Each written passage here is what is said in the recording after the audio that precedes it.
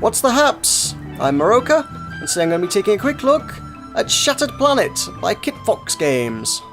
This is a roguelike in perhaps more of a traditional sense of the word than a lot of the other roguelikes and roguelites that are on the market today, so it's definitely an interesting one to have a look at. Before getting into it, I'll have a look at the settings. We have music and sounds on separate sliders, resolution and windowed mode available, and you can change the language. This is, I should note, a mobile port. This originally launched on Android and iOS and has been ported to PC, so it's not a graphically intensive thing, so perhaps these options are about what you would need. So let's head on in and have a look at it. We are a clone, as you would need to be, because we're going to be dying a lot and need to be cloned a lot. We're on board a spaceship, and this guy seems to be cloning us. For what reason, we're not particularly sure. You sort of piece together what's going on by little snippets around you. Occasionally he'll talk to you about things, but ultimately there's not much direction given other than you're a clone, go and explore worlds and try not to die. You will die, but try not to. And the goal of it is just to learn as much as you can about the Shattered Planet, as you can find out, the one we obviously saw at the title screen there. So this is our spaceship. It's kind of our hub. It's where we're going to gear up and do things to prepare for the coming missions. We have over here, we have a cloning vat. If I stand on this square, we get access to clone vats. So this is basically our class selection screen is what this is. And they are all leveled up differently. I mean, I've been playing a lot with the Assassin, which is the starting class that you get, the first one you unlock, first one you have to begin with. And that one gives you, that allows you to move undetected by enemies a lot better for the first 200 moves of the level. You also get this unlocked to begin with at the start. I haven't played a great deal with him, but he gets a buff to his stats. Good mood at Expedition start gives him an extra buff to his strength and agility. And at level 4 you unlock this robot, which gains steel skin, which obviously improves defense. And there's further classes to unlock at level 7, 10, yeah, I think that's it, at level 7 and 10.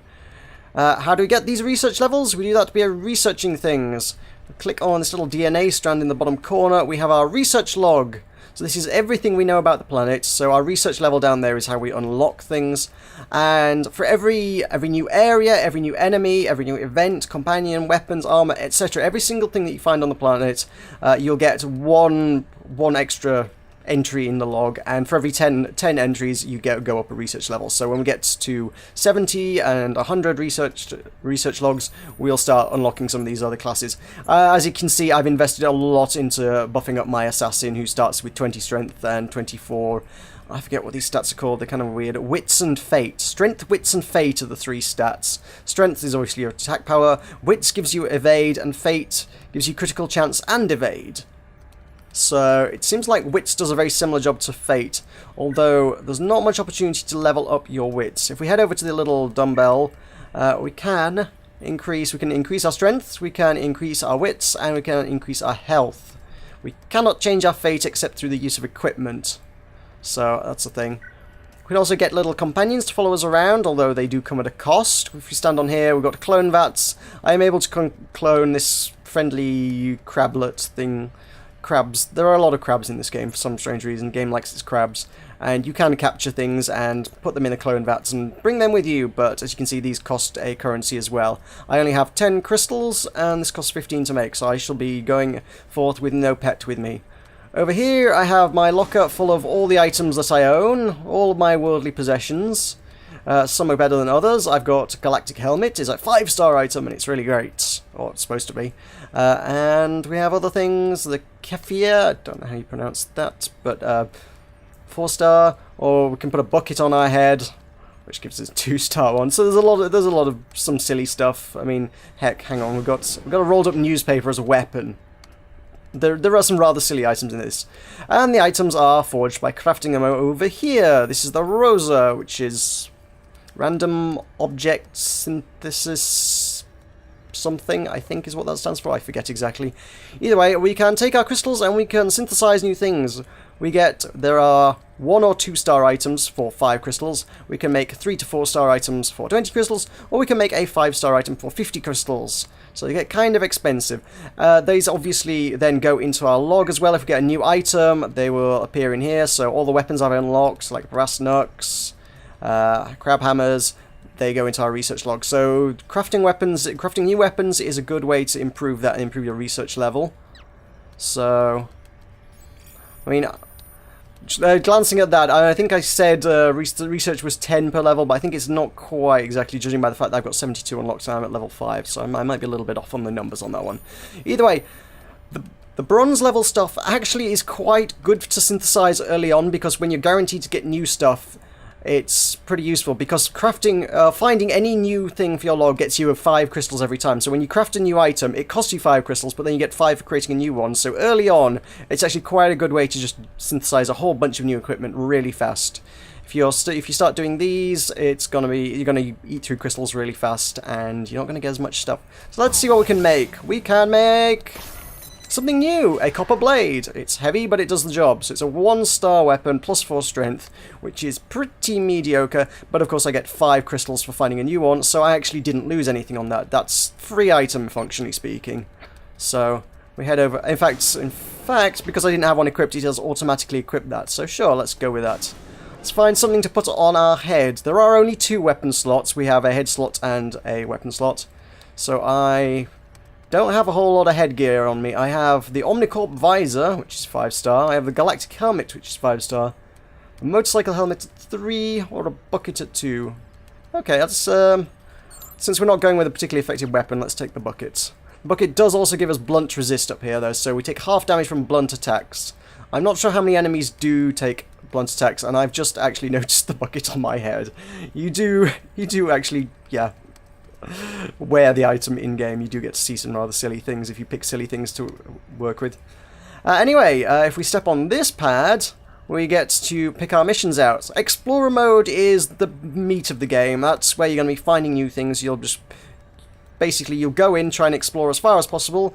If you reach the 3rd level, you get 3 crystals, and then an extra 3 for every 3 beyond that. You'll occasionally find some as we go, and it's the best way to find new things. We have then these extra mission kind of things: the data log, difficulty hard, the signal, very hard, and old blood, crazy hard, which do come with rather large rewards if you can do them. I cannot, by the way. And then there is this extra 1 daily challenge every day, which gives you a bunch of predetermined gear and gives you a bunch of crystals for completing it, so that's kind of cool. So that does mean that even if you don't have the gear, you can jump into it. In fact, it comes with a consumable of some sort of horse toy. I'm not sure what that is. I don't know. Either way, it'll be quite... I will do this, but let's have a look at Explorer mode first. But this should be quite good, because there's at least 2 new items in there that I've not seen before. So it's 10 crystals straight off the bat just for finding 2 new items. But let's head on into Explorer mode. So we land in the level, Rawhide Valley. Incoming message. He'll give us a little thing every time. According to my calculations, you could survive past distance 3. Let's find out.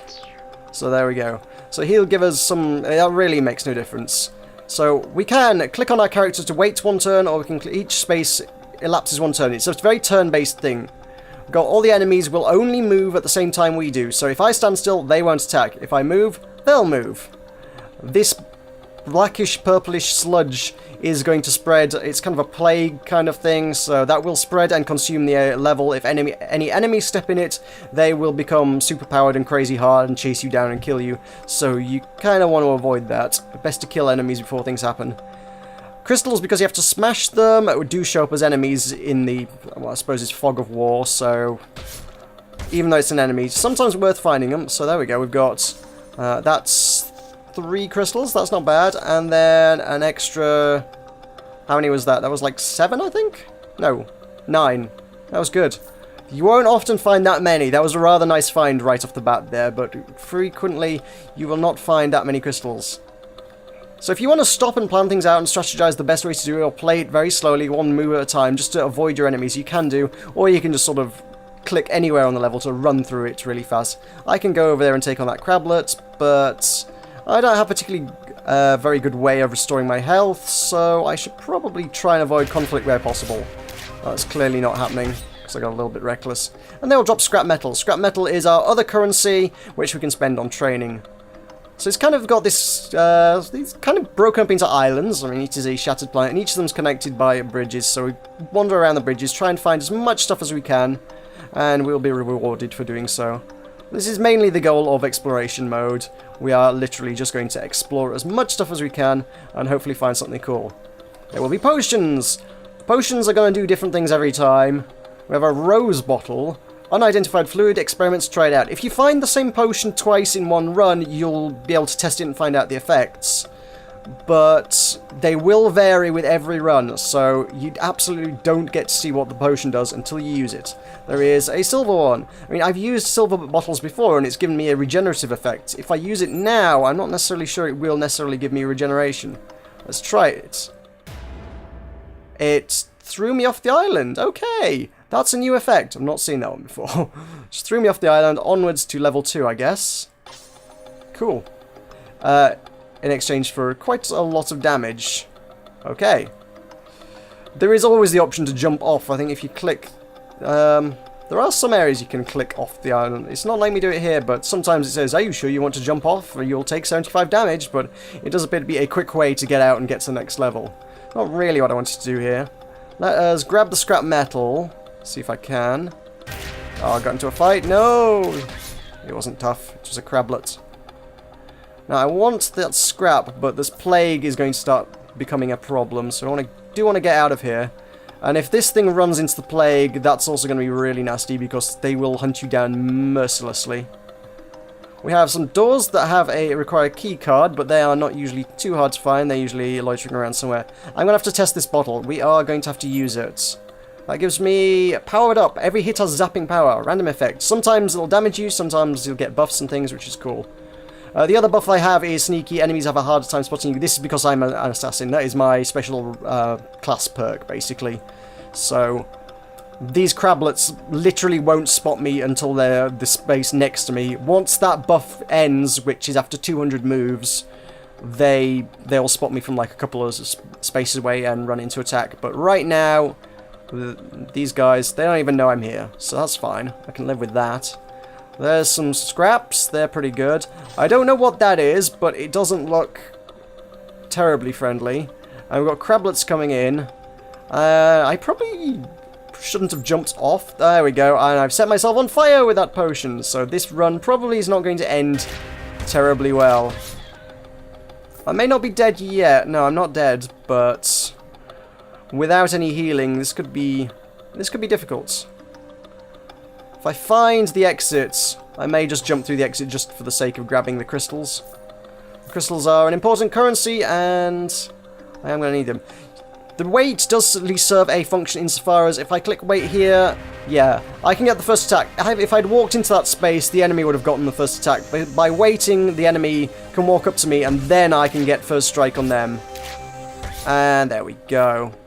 So I am very, very, very close to death. But this is the teleporter. This is what this is how you're supposed to get to the next area. This is how you're supposed to get to Area 3, rather than just jumping off the platform with magic potions. But there we go. Distance 2 complete. The woman with the bucket on her head has defeated the crablet. Congratulations. You must be very proud. Anyway, Rawhide Valley, distance 3. Who organised this planet anyway? It's such a mess. I don't know, that's what we're here to find out.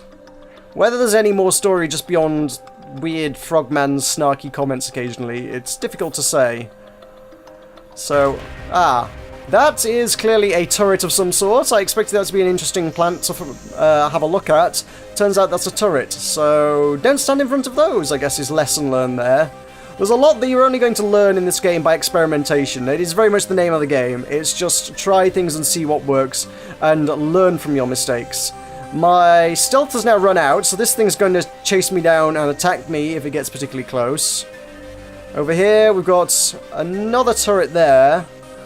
I could just use the teleporter and head to Zone 4. There's nothing to stop me doing that, and I will get the bonus crystals for making it to Distance 4. However, you know, should I get into a fight, I could be in trouble. Yeah, there we go. Game over for me! Newbie Meroka, who is flammable as an old Christmas tree. You'll get a cute little string of text based on what you've done in your life at the end of each level, with a little Twitter icon next to it, so that you can presumably link it to your Twitter account and tweet what happened to you in your lives. So, because I drank the potion that made me burst into flames, I get a line about being flammable. There we go. Because I made it to distance 4, I get a bonus 6 crystals, so we can continue onwards. So now we return to the ship. As another clone, we've been brought back to life by the cloning vats, and we can go and do it all again. So we've got the training. I can go in here. I need 125 at least to upgrade any of my stats. The scrap metal, I need a lot more of that.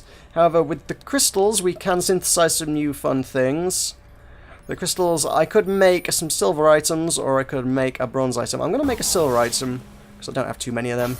What do we got? A hockey mask, which gives me 10 wits, blunt resist, a relic from ancient bloodthirsty Canadian civilization. So, one more thing until I level up, which is kind of cool.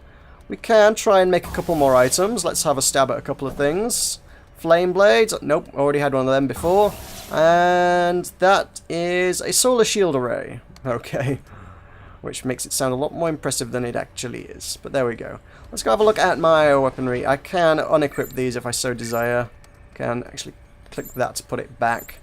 You do lose all your items on death. You ain't getting stuff back once you're dead. So make the most of items. If you're going to start taking your 5-star items with you, make sure you're going to hang on to it. Make sure you're well equipped to hang on to those weapons for a long time. So, tell you what, let's do the daily mission, because that's going to gear me up for me. I'm not going to need my extra stuff. So, are you sure not having a helmet and weapon is dangerous? It will give you that warning every time, but they're going to gear me up anyway. They're going to give me a mallet, some sort of, I don't know, Tron, Daft Punk kind of helmet thing going on there, and stuffed horses, I guess. We'll find out what this level is. This is going to be a daily challenge, so you get one attempt at this every day, but it's going to vary every day. So you go and do it once and see how well you can do. So, Yendor Corporation Labs. We have been equipped with a random access helmet, which is technologically designed to entertain 24 wits and 4 fates, so my dodge should be pretty nice. What is my dodge chance? 34% dodge chance is pretty good. And we've got a mallet, which is a fairly standard 2-star thing. It's crushing damage with a blunt damage indeed. So that's fairly good against the crablets. So that's a thing. It'd be good for smashing them up. And Horseman Plushie. +5 fate for a while. Beloved hero of Death Road to Canada. So, if we get into combat, I may use one of them. It's clearly a consumable item. The fact that I have 3 of them is just a single consumable thing. So we're going to try and get as far as we can. Ouch, that was a good start. That was fantastic. It would be wise, I suspect, to play it a little slower than I do. I have a tendency to rush through things where that's not necessarily necessary. It's got a robot guy over there who's probably not happy to see me. But there is a key card over there as well that I wouldn't mind getting hold of. Okay, he knows about me. I guess we're going in for a fight. He's making a mess of me. I have no idea what that icon means, by the way. That black bar. I think it'd be worth running away, to be honest. But this mission is not going to go well, is it? I haven't got... No. Huh. That was not the equipment for that level. I had a rather feeble 2-star weapon that dealt blunt damage to things which seem to be fairly resistant to blunt damage, I think. So there we go. 1 out of 10 distance complete. The daily thing is obviously 10 levels, and by only doing one of them, I do get a bronze medal, which gives me a 15 crystals. So, a consolation prize, I suppose. So I got something to work with there. So let's grab some more equipment, and let's take my solar shield array, why not, and that flame blade that I just got, and go for another run. So the daily mission is not going to be available to us, and I don't think my gear... I suppose I could take some better gear and try and do the data log, but the Explorer mode is, like I said, the meat of the game. So my record is distance 4, which is equal to my last one, if not my last one, and 124 scrap in one run. That would be nice to get. I don't see that too often. There we go. Let's explore this planet to bits. Well, I guess it's already in bits. Yep. So, one of my concerns with this game is its balance. All these items... the fact that, like I say, early on it's not too much of an issue, but later I feel that the way you get new items is obviously by crafting them from the crystals, but I think later on the crystals are perhaps a little harder to come by, just on the basis that obviously a major source of collecting them is by finding new things. As you find new things, there will be less to discover, so you're not going to get as much out of it. So if I need to craft, say I want to craft a basic 1 or 2 star weapon to do a run to begin with, just some basic equipment to do a run with, that's going to cost me at least 10 crystals. Assuming we have no items, assuming I've got through all of my items in the game, I need 10 crystals. In order to recoup my losses there, in order that next run I will still be able to have some equipment, I need to get 10 crystals from the next run that I do. Otherwise, I'm making a net loss on every run. So, the daily mission is okay for a start, because obviously you get a guaranteed 15 crystals just by getting a bronze medal. But beyond that, at that point you need to actually start getting it by completing the levels. And it's not very easy, especially with this low level equipment. As I keep bringing this, you can see I'm not getting a very long way with like 2-star equipment. You do need like the big guns, the 5-star equipment, to be able to make a lot of progress. So this stuff is, yeah, let's head down. So I need to be able to get 10 crystals either by smashing them up, which is not a reliable source. As you've seen, there was a level I just did there, and I've got no crystals out of it. Or in order to get it out of going the distance, I would need to make it to at least distance 6. In order to get 3 crystals per distance, 4 distances would make 12 crystals. Yeah, you would need to make it to at least distance 6 with your basic, rudimentary, poor quality weapons, in order to get enough crystals to recoup what you spent on doing the run in the first place. So it feels like that once you've already seen most of what the game has to offer, certainly in terms of finding new weapons, once you've unlocked most of the stuff in your journal, or data log, whatever it is, this thing, once you've unlocked a lot of the stuff, it's going to be very, very hard to come by new crystals, and it's going to make progress very, very difficult, I feel. I have a feeling this may be linked to the fact that this was a mobile title, unfortunately. It could be an issue of balance. This was initially a free-to-play thing, and as such, the crystals were a premium currency in the free-to-play mobile versions. You would have to pay via microtransactions to get the crystals, so this obviously had to be rebalanced for the paid edition on PC, so that people could actually acquire crystals without relying on microtransactions. And unfortunately, I feel like the balance just isn't quite right. I'm liking this concept. I'm very much liking the graphics style as well. It's very cool. It's a fairly unique take on things. This kind of simultaneous turn-based thing is... I haven't played the original Rogue, but I believe the original roguelikes were original Rogue and roguelikes were in this kind of format. This is not a bad little weapon, to be fair. I'm making a mess of these guys. Let's see if I can't kill this. Probably not a wise move, because there's going to be one of these guys in there. I can take a juice box for some health, but he's going to hit me for about just as much. Let's take a gamble on a potion, shall we? Nope, that was not a wise choice. That healed him. Wow. Ill as Meroka, who only just recently entered this world. Oh well. And I made it 2 distance, so I got no crystals. I didn't find any on my way through. So that was just a straight-up net loss of 10 crystals worth of equipment. So if I didn't have any crystals, or it was getting to a point in the game where I was struggling to get them, that would just be a straight-up loss. So I have not yet reached the stage where it's impossible to progress, but I feel like you could very easily reach a stage where it would be impossible to progress.